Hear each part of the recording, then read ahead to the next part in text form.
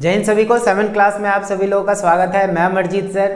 देखिए आज की वीडियो के अंदर हम लोग चैप्टर नंबर 2 करने वाले हैं। सोशियोलॉजी का समाजशास्त्र का चैप्टर नंबर 2 करेंगे, ठीक है। तो इस चैप्टर का जो नाम है समाजशास्त्र का उद्गम तथा विकास, यानी कि इससे पहले हमने एक चैप्टर कंप्लीट कर लिया था। इसका जो इंपॉर्टेंट क्वेश्चन थे मैंने वो सारे आप लोगों को करवाए थे। इस चैप्टर में टोटल 7 क्वेश्चन जो मोस्ट इंपॉर्टेंट लगे मुझे वो मैं आप लोग के सामने लेकर आया हुआ हूँ। जिन बच्चों ने अभी तक पॉलिटिकल साइंस और हिस्ट्री की वीडियोस नहीं देखी हैं, जिन बच्चों के पास सब्जेक्ट है वो जाकर जरूर देख सकते हैं प्लेलिस्ट में, आगे बात समझ में। और इससे पहले वाले चैप्टर की मैंने वीडियो अपलोड करी थी, वो आप लोग आई बटन पर देख सकते हैं, आगे बात समझ में। ये बढ़िया तरीके से आप लोग को रेडी रखना है अपना, ठीक है। 1 बाय 1 सारे चैप्टर आप लोग को कंप्लीट करवा दूंगा और पेंटिंग का भी साथ साथ करवा के इंग्लिश का भी करवा दूंगा आप लोग को, ठीक है ना। और वीडियो के एंड में आप लोग को जो है जो प्लेलिस्ट मिलेगी वो आप लोग जाकर देख सकते हैं। अगर आपको मैराथन वाली वीडियो चाहिए, वीडियो के एंड में आप लोग को देखने को मिल जाएगा, ठीक है। तो चलिए स्टार्ट करते हैं हम लोग इस चैप्टर के अंदर क्या है। बाकी आप लोग बढ़िया तरीके से अपना प्यार देते रहिए और बहुत मजे तरीके से पढ़ते रहिए, ठीक है ना। चलिए स्टार्ट करते हैं हम लोग अपनी क्लास। देखिए जरा इस चैप्टर के अंदर सबसे पहला जो हमारा क्वेश्चन बनता है, चैप्टर का नाम है समाजशास्त्र का उद्गम तथा विकास। उद्गम और विकास का मतलब होता है कि समाजशास्त्र की उत्पत्ति कैसे हुई। समाजशास्त्र का जो है पहले वाले चैप्टर में हमने इंट्रोडक्शन देखा था इस चैप्टर का, ठीक है। और जो है इसमें इस वाले चैप्टर के अंदर समाजशास्त्र का उद्गम और विकास, विकास कैसे हुआ, कैसे कैसे समाजशास्त्र आगे बढ़ा, वो सारी चीजें हम लोग इस चैप्टर के अंदर बढ़िया तरीके से पढ़ने वाले हैं, आगे बात समझ में। चलिए देखते हैं सबसे पहला जो क्वेश्चन बन रहा है आपका वो क्या होगा। तो समाजशास्त्र शब्द की खोज किसने करी, ठीक है। देखिए बहुत सारे बच्चे तो ये बोल रहे थे कि सर हमें जल्दी जल्दी करवा दो। कोई दिक्कत नहीं, मैं करवा दूंगा आप लोग को। और कुछ बच्चों की ये भी बात थी कि सर वीडियो बहुत ज़्यादा लंबी हो रही है, तो मैं आप लोगों को पहले बता दूं, देखिए 4-5 मिनट की वीडियो नहीं बन सकती है। ये पढ़ाई वाली वीडियोज़ होती हैं, आगे बात समझ में। क्वेश्चन आंसर करवाना होता है, उनको समझाना होता है, सारी चीज़ें बतानी होती हैं। तो आप लोग खुद समझें कि जल्दी जल्दी कैसे हो जाएगा, ठीक है ना। तो जिन बच्चों को जल्दी पढ़ना है, जल्दी है, उसके लिए बहुत सारे चैनल पढ़े हैं, आप लोग जाकर देख सकते हैं। लेकिन सिंपल सी बात, मैं पढ़ाऊंगा तो तरीके से पढ़ाऊंगा और टाइम पास नहीं करूंगा, आगे बात समझ में। तो बढ़िया तरीके से समझें और सारी चीज़ें बढ़िया तरीके से पढ़ें, आगे बात समझ में। बहुत सारे बच्चों की डिमांड थी कि सर 4-5 क्वेश्चन या 6 क्वेश्चन 7 क्वेश्चन ऐसे क्वेश्चन करवाओ जो बहुत ज़्यादा इंपॉर्टेंट हो। तो वही मैं लेकर आया हूँ, डिमांड के ऊपर ही बिल्कुल, और बढ़िया तरीके से समझाऊंगा और ताकि आप लोगों को समझ में आ जाए, ठीक है। अगर सच में अच्छा लगता है तो वीडियो को लाइक और चैनल को सब्सक्राइब किए हुए बिना मत जाना, क्योंकि आने वाली वीडियोज़ आप लोग को बहुत ज़्यादा अच्छी लगेंगी। और आने वाले टाइम पर जो है हम लोग जो हिस्ट्री पॉलिटिकल जो एसएससी के एग्जाम में जो बाकी सब्जेक्ट के मतलब जो बाकी एग्जाम्स होते हैं उसमें जो हिस्ट्री पॉलिटिकल के जो क्वेश्चन आते हैं वो सारे मैं आप लोग करवाऊंगा। एसएससी एग्जाम की तैयारी बाकी हमारी टीम जो है धीरे धीरे तैयार हो रही है सारी चीज़ों के लिए, आगे बात समझ में। तो धीरे धीरे आप लोग को सारी चीज़ करवाऊंगा। बस चैनल को आप लोग क्या करें, सपोर्ट करें, सब्सक्राइब करें और चैनल को जो है आगे तक पहुंचाएं, ठीक है ना। चलिए तो सबसे पहला जो हमारा क्वेश्चन है वो है समाजशास्त्र की खोज किसने करी। तो ये छोटे छोटे क्वेश्चन है, बाकी उसके बाद बड़े क्वेश्चन भी आएंगे, वो आप लोग को मैं करवाऊंगा अच्छे तरीके से, ठीक है ना। तो चलिए देखते हैं, आंसर आप लोग को अपने स्क्रीन पर दिख रहा होगा। बढ़िया तरीके से क्या करना है जरा ध्यान सुनिए, ठीक है ना। देखिए तो इसमें बोल रखा है 1838 यानी 1838 में ऑगस्ट काम्स्टे ने समाजशास्त्र की खोज की थी। तो आपको बस एक शब्द याद रखना है, ऑगस्ट काम्स्टे, इन्होंने 1838 में इसकी खोज की थी। किसकी? समाजशास्त्र की खोज की थी। बस एक चीज अपने मन में रखें, एक क्वेश्चन क्लियर हो जाएगा, ठीक है। ये तो बहुत छोटा क्वेश्चन था, लेकिन आने वाले क्वेश्चन काफी ज्यादा मतलब बड़े बड़े होने वाले हैं, धीरे धीरे बड़े हो जाएंगे क्वेश्चन, आगे बात समझ में। चलिए देखते हैं। तो ये चीज थी, आप लोग को बढ़िया तरीके से समझाया है। 1838 में इसकी खोज की गई, किसकी? समाजशास्त्र की खोज की गई। और बाकी इसको आधा आधा कैसे तोड़ा गया है, क्या है क्या नहीं, मैं ऑलरेडी आप लोग को बता चुका हूँ पहले वाले चैप्टर में, ठीक है। जिन्हें नहीं देखा वो जाकर जरूर देखें, ठीक है। उसके बाद बताना है इसमें कि ठीक है। तो वही है, ऑगस्ट काम्स्टे ने इसकी खोज समाजशास्त्र की थी कब? 1838 में। चलिए जाइए अब यहाँ से। तो ये चीज हमें याद रखना है, बढ़िया तरीके से तैयारी करनी है इसकी, ठीक है। सेकंड क्वेश्चन क्या बोलता है, समाजशास्त्र के विकास में दुर्खिम का क्या योगदान है। मैंने पिछले वाले चैप्टर में आपको दुर्खिम के बारे में बताया था कि उन्होंने क्या क्या किया था, लेकिन इसमें जो है कुछ अलग चीजें बतानी है कि समाजशास्त्र के विकास में, देखिए समाजशास्त्र का जो विकास हुआ है उसमें दुर्खिम का क्या योगदान था, वो चीज हमें जाननी है इसमें बढ़िया तरीके से, आगे बात समझ में। तो दुर्खिम जी ने क्या क्या योगदान दिया है इसके अंदर, क्या क्या चीजें बतानी है आप लोग को, ये चीज आप लोग देखें अपने स्क्रीन पर। आंसर आप लोग को दिख रहा होगा किस तरीके से करना है, देखिए ध्यान से। तो देखिए जरा इसमें आप लोगों को क्या दिख रहा होगा कि फ्रांसीसी समाजशास्त्री, ये फ्रांसीसी हैं, तो फ्रांसीसी समाजशास्त्री दुर्खिम, ठीक है। तो दुर्खिम जो है इन्होंने ये मतलब देखा गया है 1858 से और 1917 तक ये रहे। और इन्होंने क्या बताया समाजशास्त्र को कैसे इन्होंने आगे पहुंचाया, तो वो सारी चीजें दे रखी हैं। तो समाजशास्त्र के विषय में विकास में योगदान निम्न प्रकार का है। कैसे कैसे दुर्खिम ने जो है योगदान दिया है समाजशास्त्र में, वो जरा ध्यान से सुनिएगा। तो दे रखा है समाजशास्त्र को, पहली बात ध्यान से आप लोग देखिए अपने स्क्रीन पर कि समाजशास्त्र को एक स्वतंत्र अनुशासन और विज्ञान बनाया। ठीक है, एक स्वतंत्र अनुशासन और विज्ञान बनाया है इन्होंने, यानी कि विज्ञान की भी बातें करेंगे समाजशास्त्र के अंदर, और एक समाज के बारे में इन्होंने किस तरीके से बताया है, क्या क्या चीजें बताई हैं, वो सारी चीजें आप लोग को याद रखनी है। आगे बात समझ में, ये चीज आप लोग को याद रखनी है। देखिए जरा उसके बाद उन्होंने अनेक कृतियां लिखी हैं, जैसे जो ये हैं क्या नाम है इनका, दुर्खिम जी ने, इन्होंने और अलग अलग किताबें पुस्तकें और कृतियां अपनी लिखी हैं। तो पहला इसमें दे रखा है उन्होंने अनेक कृतियां लिखी हैं, जैसे समाज में श्रम विभाजन, समाज में श्रम विभाजन यानी कि कैसे कैसे लेबर मजदूर सब बटे हुए हैं समाज के अंदर, मतलब लोग मेहनत किस प्रकार से करते हैं, कामों को बांट रखा है इन्होंने। तो ठीक है ना, ये चीज लिखी उन्होंने। तो समाज में श्रम विभाजन कब लिखा, आप लोग को दिख रहा है 1893 में। आगे बात समझ में, ये चीज याद रखनी है। उसके बाद समाजशास्त्रीय पद्धति के नियम, यानी कि प्रोसेस क्या होना चाहिए, धीरे धीरे समाज किस तरीके से आगे बढ़ेगा, समाज के बारे में इन्होंने बताया है अच्छे तरीके से, एक एक करके सारी चीजें बताई हैं इन्होंने दुर्खिम ने। तो ये बताया 1895 में इन्होंने जो है इसको बताया है, क्या चीज, समाजशास्त्रीय पद्धति के नियम, यानी कि समाजशास्त्र जब हम पढ़ते हैं उसमें क्या क्या चीजें नियम बाय नियम। देखिए इसमें जो है ना हम एंड में जैसे ही पहुंचेंगे, धीरे धीरे जब जैसे जैसे आगे बढ़ते जाएंगे समाजशास्त्र के अंदर, तो नए नए सिलेबस के अकॉर्डिंग मतलब नए नए चैप्टर्स ऐड होते जाएंगे वन बाय वन। जैसे पहले में इंट्रोडक्शन दिया, दूसरे में बताया विकास कैसे हुआ, तीसरे में बताएगा आगे आगे कैसे समाज बढ़ता गया। तो दुर्खिम ने बताया समाजशास्त्रीय पद्धति क्या होनी चाहिए, प्रोसेस क्या होनी चाहिए, आपको किस तरीके से अध्ययन करना चाहिए, वो बताया इन्होंने। दूसरी बात कि आत्महत्या समाजशास्त्रीय अध्ययन 1897 और धार्मिक जीवन के प्रारंभिक रूप। तो आत्महत्या के बारे में भी अभी मैं पढ़ाऊंगा आप लोगों को किस तरीके से। देखिए आत्महत्या कब करता है व्यक्ति, तो वो अपनी इच्छा अनुसार नहीं करता, समाज में रहते हुए ही कहीं ना कहीं कोई बाहरी प्रेशर के कारण उसको ये कदम उठाना पड़ता है। और मैं ये कहता हूं कि जो आत्महत्या है, जो ये सारी चीजें हैं, ये क्या है, एक तरीके से बुजदिली कहलाती है। क्यों, क्योंकि देखो हर व्यक्ति कहीं ना कहीं अगर अपने आप में विश्वास रख लेना, देखिए मुसीबतें सब पे आती हैं, कठिनाइयां सब पे आती हैं। अब इसका ये मतलब तो नहीं कि आप अपनी जान दे दें, आप अपने आप को चोट पहुंचा लें, ये बहुत बुरी चीज होती है। इससे ये पता चलता है कि आप कितने कामचोर हैं, आप कितने ज्यादा बुजदिल हैं। ये चीज, मैं किसी को कुछ बुरा नहीं बोल रहा, मैं बस ये कह रहा हूं कि जो भी ऐसे कदम उठाते हैं, जिंदगी खत्म तो नहीं हो जाती किसी चीज पे, या कोई नुकसान हो गया ऐसा तो नहीं, हर चीज बर्बाद हो गया। आप समझें उन चीजों को, ध्यान से समझें और उस चीज को जो ना हावी मत होने दो अपने ऊपर, चाहे किसी कोई सा भी मामला हो। आगे बात समझ में, आप उस चीज के ऊपर सोचें, विचारें, तरीके से समझें, कहीं किस चीज में भूल हो गई है, किस चीज में जो है परेशानी आई थी, उस चीज को सुधारने की कोशिश करें। हर चीज का सॉल्यूशन होता है हमारी लाइफ के अंदर, हर चीज को सॉल्व किया जा सकता है। आगे बात समझ में, तो कोई भी चीज ऐसी नहीं है जिसको हम ना कर सकें। क्यों हिम्मत हार जाते हैं लोग, तो छोटी छोटी चीजों पर देखिए, तो ना करते हुए, हिम्मत ना हारते हुए आपके पास कहीं ना कोई सॉल्यूशन जरूर छुपा हुआ है, कहीं ना कहीं आपको बस ढूंढना है और समझना है। ऐसा कोई भी चीज़ नहीं होता कि इसके लिए आप इतने बड़े कदम उठाना शुरू कर दें, ये बहुत गलत चीज़ होती है। आगे बात, जिंदगी एक ही मिली है, याद रखिएगा, नष्ट कर दोगे पता नहीं होगा अगला जन्म कौन सा होने वाला है। ठीक है ना, तो तरीके से समझें और तरीके से आगे बढ़ते रहें, मेहनत पर विश्वास रखें।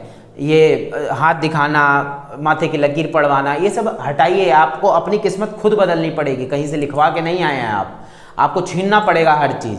आगे बात समझ में, तो छीनिए, किस्मत को अपने तरीके से बनाइए, ठीक है ना, ताकि लोग भी बोलें कि भाई इस बंदे ने तो अपनी किस्मत ऐसा लग रहा है खुद ही लिख ली हो।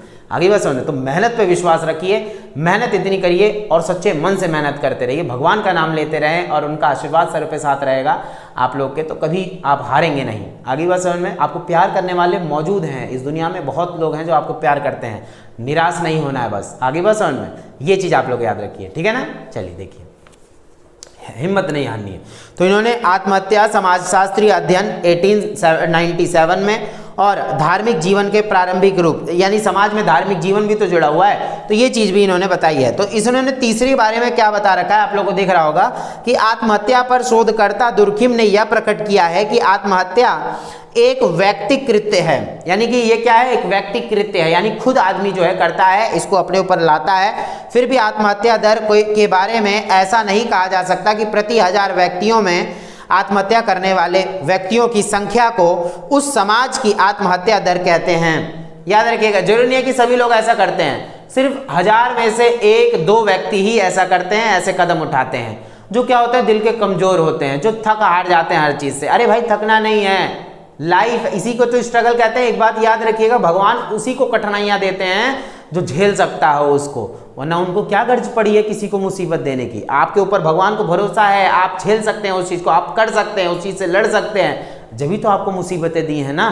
तो ये चीज मन से निकाल दीजिए कि आप कमजोर हैं। ये है, कोई भी जो है कमजोर नहीं होता, सब कुछ ना कुछ कर सकते हैं, बहुत कुछ कर सकते हैं। आप लोग करिए तो सही एक बार, ये चीज याद रखिएगा, ठीक है ना। देखिए तो ये चीज मैंने बताया, आत्महत्या दर एक सामाजिक तथ्य है और यह एक व्यक्ति आत्महत्या से नहीं जुड़ा है। समय के साथ आत्महत्या दर में परिवर्तन होने से समाज में परिवर्तन होने के संकेत मिलते हैं। याद रखिएगा, समाज में कहीं ना कहीं जो है परिवर्तन होता ही रहता है। आज देखिए कोई बूढ़ा होकर मरता है तो कोई उससे पहले ही खत्म हो जाता है। तो इन्होंने दुर्खिम ने क्या बताया है, समाज के अंदर छोटी छोटी चीज लेकर चले हैं। आत्महत्या के बारे में बताया इन्होंने, समाज में श्रम विभाजन कैसे कैसे समाज के अंदर, अभी कार्ल मार्क्स की नीति भी पढ़ाऊंगा इसी के अंदर, जो श्रम के अंदर विभाजन करते हैं, ठीक है ना। तो ये चीजें हैं। तो समाज शास्त्रीय पद्धति के नियम बताए हैं, आत्महत्या समाजशास्त्रीय अध्ययन बताया, धार्मिक जीवन के बारे में बताया। तो ये सब आपको लिखना है। किसने बताया है ये, तो ये दुर्खिम जी ने बताया है। किस तरीके से बताया मैं आपको ऑलरेडी बता चुका हूं। और रही बात आत्महत्या कर ये इस चीज की, तो मैं उसके बारे में बता चुका हूं कि आपको बिल्कुल भी ऐसे कदम नहीं उठाने हैं। बहुत बुज़दिल होते हैं लोग जो इस तरीके के कदम उठाते हैं, ठीक है। आपको मेहनत पर भरोसा रखना है। चलिए ये चीज आप लोग को याद रखना है। चलिए आप जाइए यहाँ से, ये चीज हो जाएगा। उसके बाद जो है आपको, तो मैंने बता दिया दुर्खिम जी ने क्या बताया है। तो वही है, समाजशास्त्र के विकास में दुर्खिम का क्या योगदान है, कि समाज को कैसे दुर्खिम आगे लेकर गए हैं, कैसे अपनी नीति सोच बताई है। लोग जो गलत करते हैं, आत्महत्या करते हैं, लोग जो गलत करते हैं, उनको कैसे समझाया इन्होंने, वो सारी चीजें इन्होंने समाजशास्त्र के अंदर जो है बताई। क्योंकि समाज का ही तो हिस्सा होता है। आदमी जब अपने ऊपर ये सारी चीजें लाता है, ऐसे कदम उठाता है, तो समाज की वजह से ही कदम उठाता है। ये चीज याद रखिएगा। खुद से कोई भी नहीं, किसी को शौक नहीं चढ़ा कि वो फांसी पे लटक जाए, कभी नहीं चढ़ा। आदमी क्या करता है, समाज के ताने से, जो हमारे आज के टाइम पे इतना बुरा बुरा लोग करते हैं एक दूसरे के साथ, उसी की वजह से कहीं ना कहीं आदमी कदम उठाता है। लेकिन आपको क्या जरूरत पड़ी है उन लोगों की जो आपके बारे में सोचते नहीं है, भूल जाइए उन लोगों को। आप बस अपने आप पे विश्वास रखिए, अपने कर्मों पर विश्वास रखिए, अपने ईश्वर पर विश्वास रखिए, ठीक है ना। परिवार को एक साथ लेकर चलिए, बस भूल जाइए उन लोगों के बारे में, ठीक है। तो देखिए जरा, भारत में समाजशास्त्र के विकास को कितने तथा कितने कालखंडों में विभक्त किया जा सकता है। तो आप याद रखिएगा, भारत के अंदर विकास, इसको समाजशास्त्र को ना 3 कालखंडों में बांटा गया। वो मैं आप लोग को अभी बताता हूं कैसे कैसे क्या है, समय भी दिखाऊंगा आपको। तो जैसे कि आप लोग को अपने स्क्रीन पर दिख रहा होगा, देखिए आपको आंसर किस प्रकार से बताना है। तो भारत में समाजशास्त्र के विकास को 3 कालखंडों में बांटा गया है। समाजशास्त्र के विकास को देखिए, समाजशास्त्र विकास कर रहा है ना। जैसे मैंने हड़प्पा सभ्यता आप लोगों को पढ़ाई थी, हड़प्पा सभ्यता के 3 कालखंड बांटे थे मैंने। एक 3200 ईसा पूर्व से 2600 ईसा पूर्व, इसमें बहुत वो पनप रहा था। 2600 ईसा पूर्व से 1900 ईसा पूर्व ये डेवलप हुआ, और 1900 ईसा पूर्व से 1400 ईसा पूर्व इसका पतन का काल माना जाता है। वैसे ही समाजशास्त्र को बताया गया है कि समाजशास्त्र को भी 3 कालखंडों में बांटा गया है, डेवलप करने के उसमें मामले में। समाजशास्त्र खत्म थोड़ी ना हुआ है। तो सिंपल सी बात, बस वो तो हड़प्पा के बारे में बताया था मैंने। समाजशास्त्र विकास की 3 खंड बताए गए हैं। क्या क्या बताए गए वो जरा आप लोग ध्यान सुनिए। देखिए प्रथम कालखंड क्या है, आप लोग को दिख रहा होगा कि 1769 से 1769 से लेकर 19 जो है इस यहाँ तक 1900 तक जो है इस कालखंड में समाजशास्त्र की नींव पड़ी। तो ये पहला जो आपको दे रखा है 1769 से 1900 तक जो है क्या दे रखा है, इसकी नींव पड़ी, समाजशास्त्र की नींव पड़ी। यहाँ आया है समाजशास्त्र। समाजशास्त्र में क्या होता है, अध्ययन होता है। किस चीज का अध्ययन होता है, समाज का अध्ययन होता है। तो ये पहले में हो गया, नींव पड़ी पहले खंड में। दूसरा खंड क्या है, 1901 से 1950 तक, 1901 से लेकर 1950 तक इसमें क्या हुआ, इसमें समाज विज्ञान एक विश्वविद्यालय विषय बन गया। यानी कि अब ये चैप्टर्स या सब्जेक्ट बनाकर ले आया गया। समाजशास्त्र के बारे में लोग अब अध्ययन करना शुरू कर दिए। आगे बात समझ में। तो ये अध्ययन शुरू हो गया उसमें, ठीक है, किसके अंदर, समाज विश्वविद्यालयों में अध्ययन शुरू हो गया। तो 1901 से लेकर 1950 तक विश्वविद्यालय में लाया गया, स्कूलों में लाया गया, ताकि उसमें अध्ययन करना शुरू कर दें, सब समाज के बारे में पढ़ना। तीसरा, पहला बता दिया नींव पड़ी, दूसरा बता दिया इसका विश्वविद्यालय में विकास हुआ। तीसरा कालखंड क्या है, 1947 के उपरांत प्रारंभ होता है और इसमें निम्न दिशा में पग उठाए गए, यानी 1947 से लेकर अब तक जो है तीसरा पग चल रहा है। क्या क्या हुआ है देखिए जरा। सुनियोजित विकास में के कार्यक्रम, यानी धीरे धीरे कैसे कैसे समाज के अंदर विकास करना है उसके लिए कार्यक्रम चलाया गया है, ये चीजें बता दी गई हैं, ठीक है। उसके बाद क्या है, उसके बाद है विदेशी विशेषज्ञों के साथ भारतीय समाज विज्ञानियों के बढ़ते विचार विमर्श, यानी विदेशियों के साथ साथ विदेशियों ने क्या क्या बोला, जैसे दुर्खिम थे वो भी विदेशी थे, तो दुर्खिम ने मतलब जैसे विदेशियों ने क्या बोला और उसके साथ साथ भारत के समाजशास्त्री क्या सोचते हैं, दोनों की सोच को एक साथ जोड़कर हमें पढ़ाया जा रहा है आज। आगे बात समझ में, ये चीज बताई गई है इसमें। तीसरा है शोध के लिए धन की उपलब्धता। भाई देखिए, इतिहास का आप शोध करते हैं, इतिहास की छानबीन करते हैं, तो उसके लिए भी तो धन की आवश्यकता पड़ेगी ना, तो औजार की, हर चीज की आवश्यकता पड़ेगी, पैसे की उपलब्धता चाहिए। वैसे ही शोध के लिए यानी खोजबीन के लिए, इसके लिए तथ्य इकट्ठा करने के लिए कहीं ना कहीं कोई जो समाजशास्त्री बैठाए गए उनके लिए खर्चा भी तो होगा, उनका खर्चा भी तो होगा, तो समाजशास्त्रियों के लिए भी इसमें धन की उपलब्धता चाहिए। उसके बाद है शोध एवं प्रकाशनों की व्यवस्था। शोध हो गया, खोजबीन कर ली है, उसके प्रकाशन के लिए भी यानी डेवलप करने के लिए उसको जो है आपको पैसा तो चाहिए। तो ये सारी चीजें जो है समाज के अंदर जरूरी होती हैं। समाज शास्त्र को आगे बढ़ाने के लिए स्टेप बाय स्टेप इन सारी चीजों का यूज किया गया, वो मैंने बता दिया आपको कि 1796 से 1900 तक पहला, 1901 से 1950 तक दूसरा, 1950 से मान लो या 1947 से मान लो तीसरा कालखंड शुरू होता है। इसमें कैसे कैसे विकास दर आगे बढ़ा, किस चीज को डेवलप किया गया, वो मैंने आप लोग को बता दिया। मैंने 1000 बार बोला है, एक चैप्टर से एक ही क्वेश्चन पूछा जाएगा। जब आप 5-6 क्वेश्चन समझ जाएंगे तो आपको सारे क्वेश्चंस जो हैं आप लोग एक चैप्टर से एक क्वेश्चन कोई सा भी पूछेगा, चाहे तोड़ मरोड़ के भी पूछ लिया गया ना, इसमें से आप बना लेंगे अच्छे तरीके से।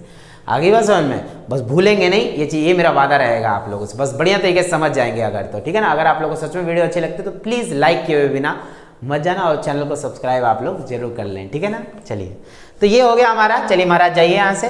तो ये चीज हमें याद रखना है, किस तरीके से बताना है, ये हो गया। चलिए चौथा क्वेश्चन देखते हैं। चौथा क्वेश्चन किस प्रकार से, ब्रिटिश सरकार ने किन कारणों से 1871 में जो है भारतीय जनगणना का आयोजन किया। तो देखिए, जनगणना वगैरह भारत के अंदर किसने करवाया था, अंग्रेजों ने ही तो करवाया था, सिंपल सी बात है। तो 1871 में 1871 में आखिर जनगणना को लेकर ब्रिटिशों ने किस प्रकार से जो है यहाँ पर ब्रिटिश सरकार ने किस प्रकार से हमारे यहाँ आयोजन करा जनगणना करवाने के लिए। जनगणना क्या होती है सबको पता है, घर घर जाकर आप लोग को पता होगा कि कितने मेंबर है घर में, कितना कौन कमा रहा है, क्या नहीं है, वो सरकार के नियंत्रण में होता है। इसी चीज को जनगणना कहा जाता है। आप लोग के घर पे भी आए होंगे काफी ज्यादा लोग पूछने के लिए कि हाँ घर के मेंबर कितने हैं, कौन कमा रहा है, कितना कमाते हैं, ये है वो है, बहुत सारी चीजें पूछी जाती है। इन्हीं सब चीजों को जनगणना कहा जाता है, जिससे कि आज हम बोल सकते हैं कि हमारे देश की जनगणना मतलब जनसंख्या कितनी है, लगभग जो है 150 करोड़ जो है आज की जनसंख्या वर्तमान में हो गई है। आगे बात समझ में, ये चीज हमें याद रखनी है। चलिए, तो इसका जो है आंसर किस प्रकार से बनेगा, ध्यान सुनिएगा। देखिए, जैसे कि आप लोग अपने स्क्रीन पर देख सकते हैं किस तरीके से आंसर दे रखा है। तो देखिए, ब्रिटिश सरकार ने 1871 में अखिल भारतीय जनगणना आयोजित की। जनगणना, यहाँ जनगणना लिख दिया है तो जनगणना होगा, मिस्टेक दे रखा है। तो जनगणना की आवश्यकता निम्न कारणों से पड़ी। कुछ कारण ऐसे आ गए, कुछ सिचुएशन ऐसी आ गई कि हाँ अब हमें जनगणना की भी जरूरत है, तो जनगणना करवा लिया जाए। आगे बात समझ में, ये चीज हमें याद रखनी है, ठीक है ना। तो ये हमें याद रखना है, ठीक है। पहला बता रखा किन कारणों की वजह से जनगणना करवानी पड़ी, वो चीज आप लोग ध्यान में सुनिए। तो अकाल राहत, सफाई का प्रबंध और महामारियों पर नियंत्रण हेतु सूचनाओं की आवश्यकता थी, यानी कि इसलिए भी जनगणना करवानी पड़ी। देखिए, हमारे यहाँ कोरोना फैला है, मान के चलिए बहुत बुरी तरीके से, तो भाई हमारी सरकार को पता भी तो होना चाहिए कितनी देश की जनसंख्या है, किस हिसाब से सामान मंगवाना है, किस हिसाब से दवाइयाँ मंगवानी, किस हिसाब से वैक्सीन लगवानी है लोगों को। आगे बात समझ में, तो ये चीज हो जाएगी। ठीक है, उसके बाद है दूसरा है, इस बात की आवश्यकता अनुभव की गई कि इससे पहले कि लोग सामाजिक और सांस्कृतिक परिवर्तन के कारण विलुप्त हो जाएं, उनके जीवन के विषय में विस्तार से ज्ञान प्राप्त कर लिया जाए। यानी लोग कब किसकी मृत्यु हो जाए, कब किसकी डेथ हो जाए, देखिए सरकार के नियंत्रण में हर एक व्यक्ति होगा, इसीलिए जब बच्चा पैदा होता है तो उसका जो है जन्म प्रमाण पत्र बनवाया जाता है। जब व्यक्ति की मृत्यु होती है तो मृत्यु प्रमाण पत्र बनाया जाता है, क्योंकि सरकार के नियंत्रण में होना चाहिए कौन जन्म लिया है, कौन किसकी मृत्यु हुई है। ये सब इसके लिए सबके लिए जनगणना जरूरी है। आगे बात समझ में, ये चीज याद रखिएगा। तीसरा है विल्सन रिजले, बेंस और बल्टन,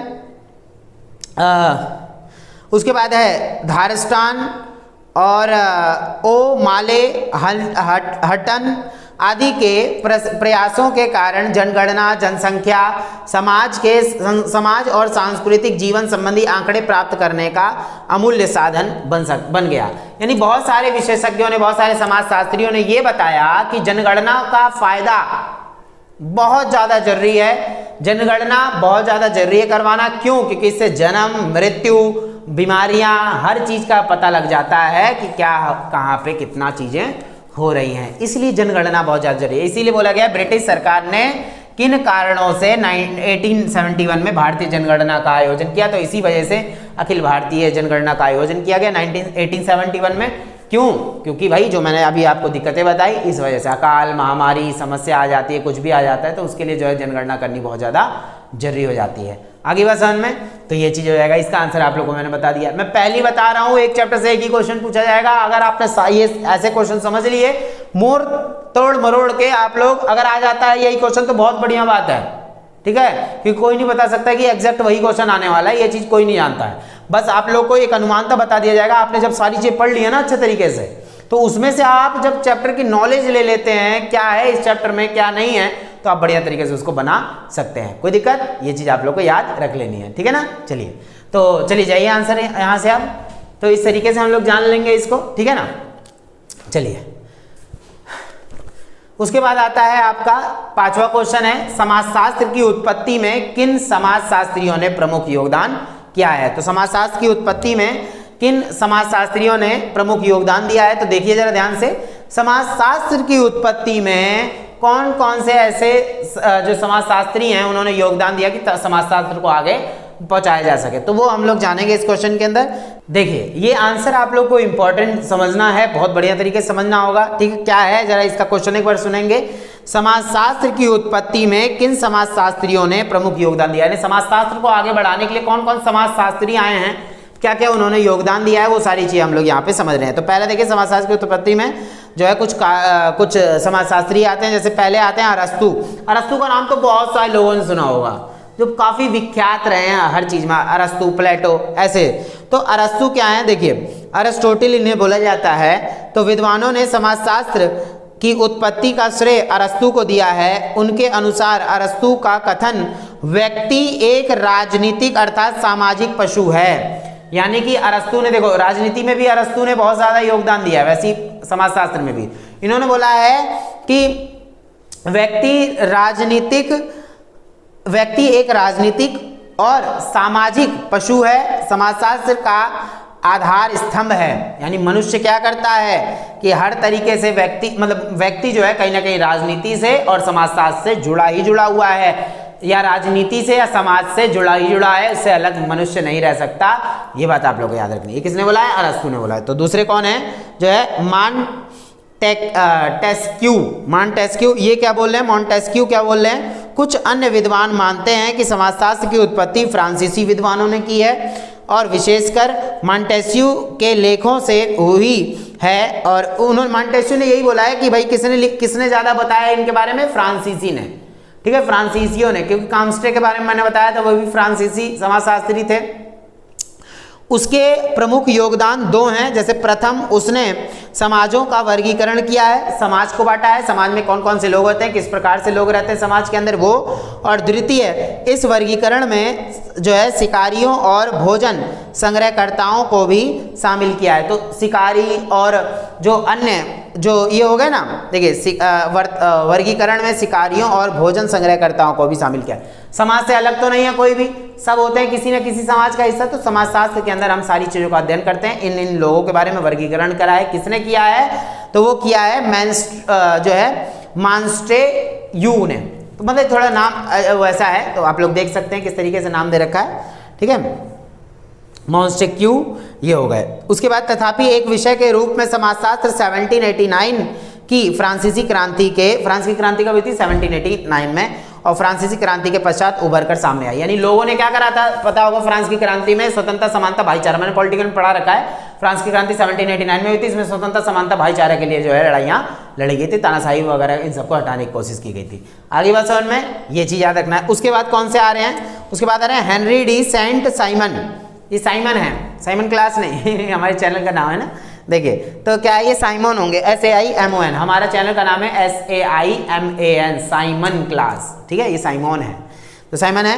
तो साइमन ने कहा कि समाज में परिवर्तन के लिए हमें सबसे पहले इसके सभी पहलुओं का अध्ययन करना चाहिए, ताकि हमें ज्ञात हो कि असली समस्या कहाँ से उत्पन्न होती है। इन्होंने क्या बोला है कि हमें जो है इसके सभी पहलुओं का जो है अध्ययन करना चाहिए। समाज में जो जो जड़ें हैं, जहाँ जहाँ से प्रॉब्लम क्रिएट हो सकती है, उन सारी चीज़ों का अध्ययन करना चाहिए हमें समाज के अंदर। तभी जाकर हमें पता लग सकता है कि समाज में कहाँ से प्रॉब्लम क्रिएट हो रही है, क्या क्या कहाँ हो रहा है, ठीक है। उसके बाद आते हैं ये ऑगस्ट कॉम्स्टे, जिन्होंने तो पूरे समाज शास्त्र का ही उत्पत्ति किया है। देखो, संत साइमन के शिष्य, ये साइमन के शिष्य हैं कॉम्स्टे, याद रखिएगा। संत साइमन के शिष्य ऑगस्ट कॉम्स्टे को समाजशास्त्र का जनक कहा जाता है। कॉम्स्टे ने भौतिकी में अपनाई गई विधियों को समाज के अध्ययन में भी अपनाने पर बल दिया है। किस तरीके से ये क्या करेंगे, जो है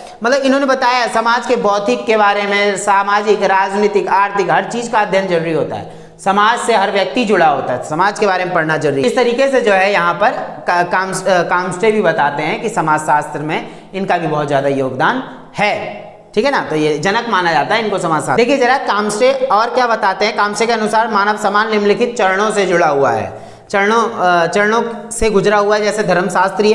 प्रथम चरण में धार्मिक तर्कों के आधार पर विभिन्न जो है घटनाओं, क्रियाओं का स्पष्टीकरण किया गया है। तो धर्म से भी जुड़े हुए हैं, हर व्यक्ति धर्म से जुड़ा हुआ है।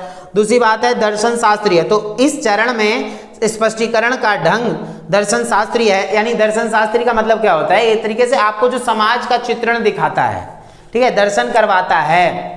कोई भी व्यक्ति जो समझदार है, अच्छा है, पढ़ा लिखा है, वो क्या करता है, समाज के अंदर आपको पूरे समाज का अध्ययन करवाता है, दर्शन करवाता है। उसके बाद है प्रत्यक्षवाद। प्रत्यक्षवाद का मतलब होता है इस चरण में घटना क्रियाओं को वैज्ञानिक दृष्टिकोण से स्पष्ट किया जाता है। इसमें क्या है, प्रत्यक्षवाद में आपको हूबहू सारी चीज रियल तौर पे दिखाई जाती है। आगे बात समझ में, ये चीज आप लोग को याद रखना है।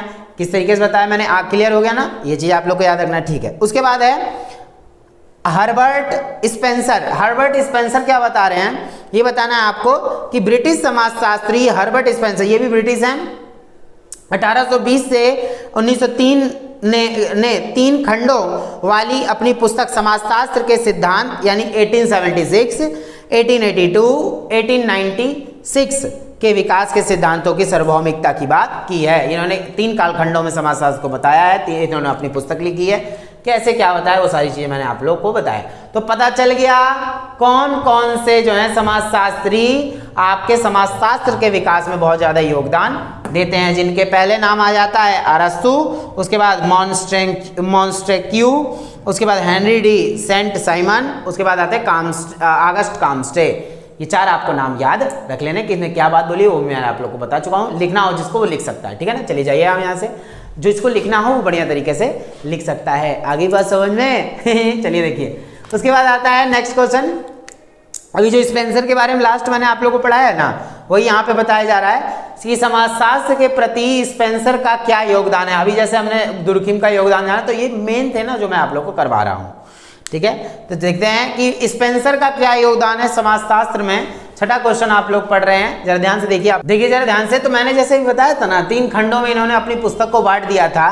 तो देखिए, तो समाजशास्त्र के प्रति स्पेंसर का क्या योगदान था, तो क्या बताया गया, अंग्रेज समाजशास्त्री जो है हर्बर्ट स्पेंसर 1903 तक थे।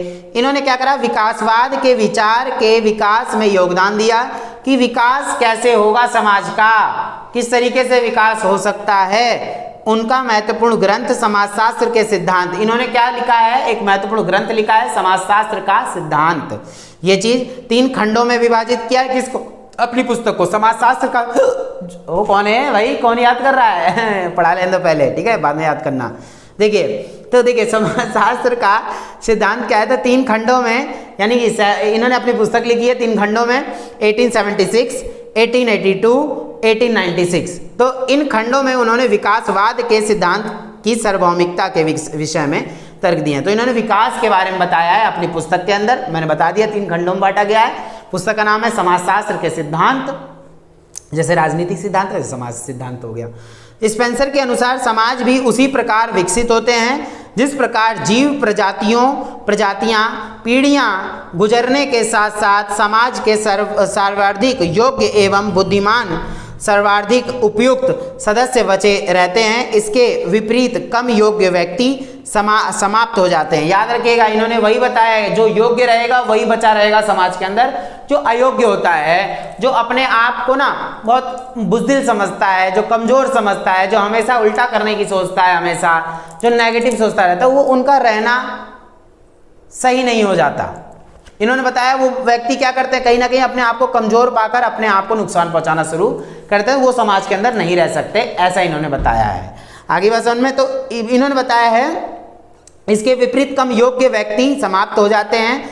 इसी के अनुरूप समय व्यतीत होने पर समाज अधिकाधिक जो है विशिष्ट और